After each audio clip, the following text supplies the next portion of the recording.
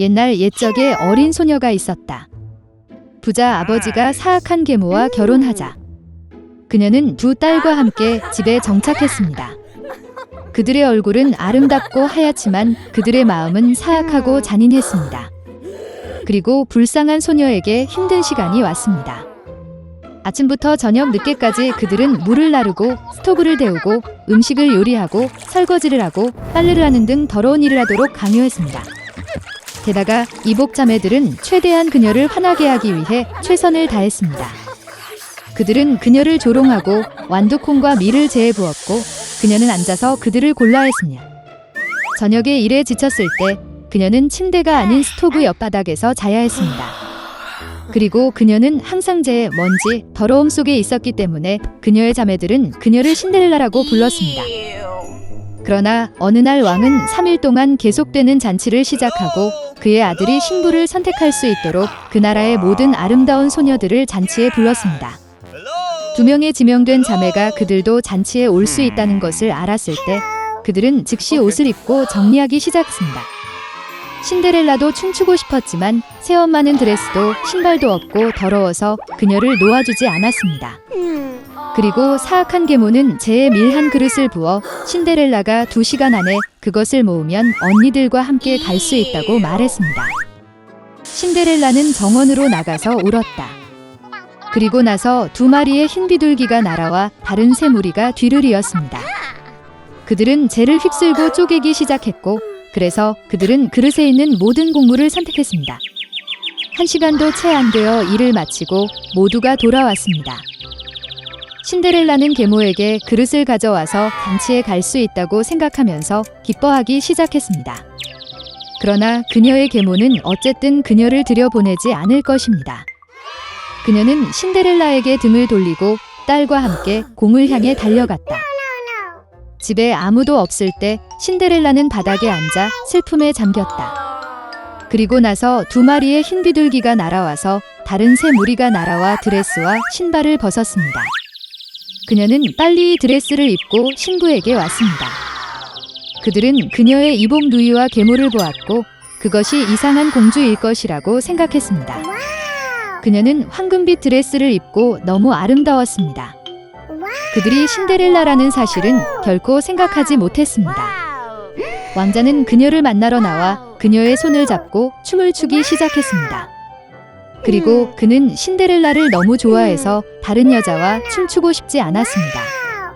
그녀는 저녁까지 춤을 추고 집으로 돌아가려고 했지만 왕자는 그녀를 배웅해달라고 요청했습니다.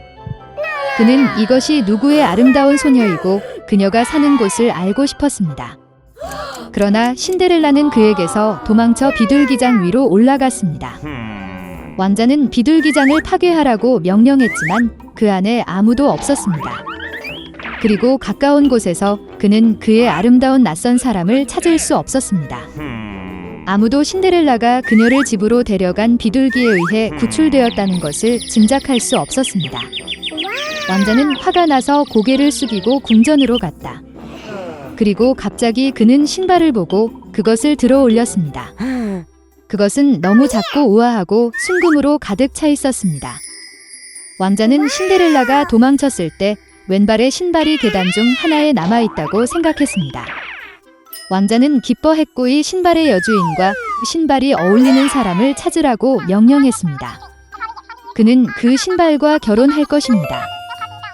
부모는 무도회에서 돌아왔고 신데렐라가 제 위에 셔츠를 입고 잠들어 있고 난로 옆에 희미한 불빛이 켜져 있는 것을 보았습니다.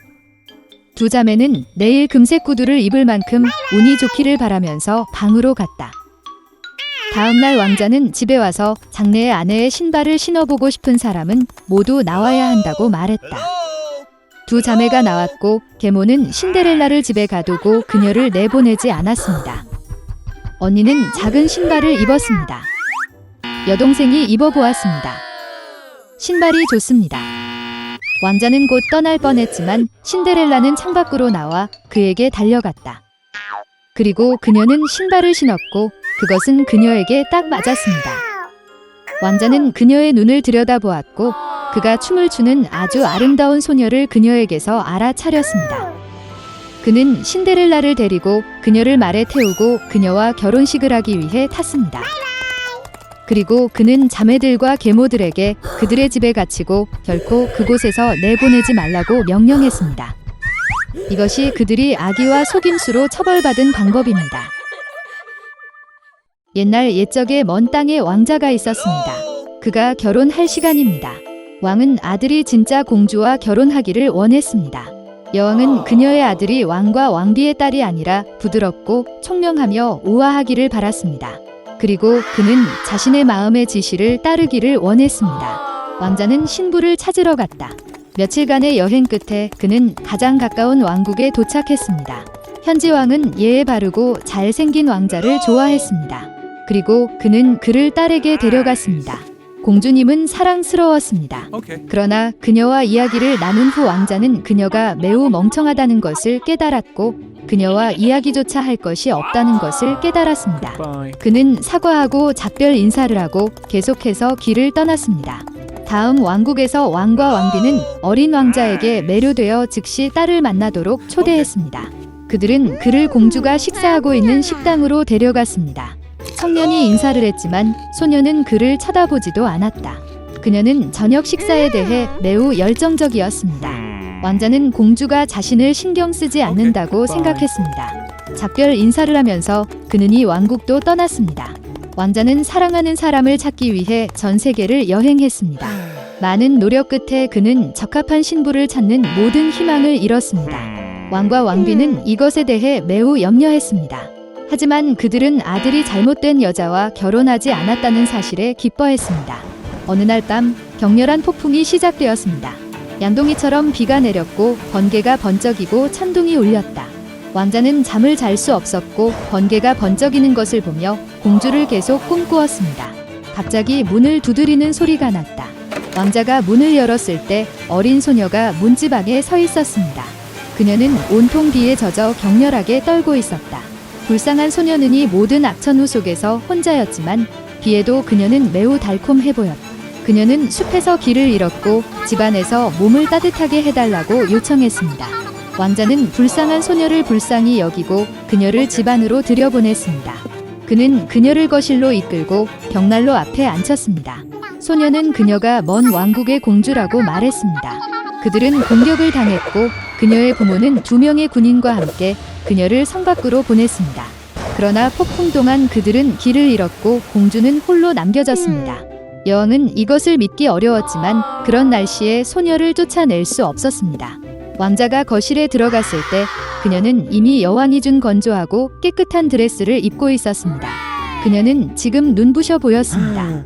왕자는 그의 눈을 믿을 수 없었다. 그는 사랑에 빠졌습니다. 그러나 그의 아버지의 부탁에 그녀가 진짜 공주가 아니라면 그는 소녀와 결혼할 수 없었다. 여왕은 왕자가 사랑에 빠졌다는 것을 깨달았습니다.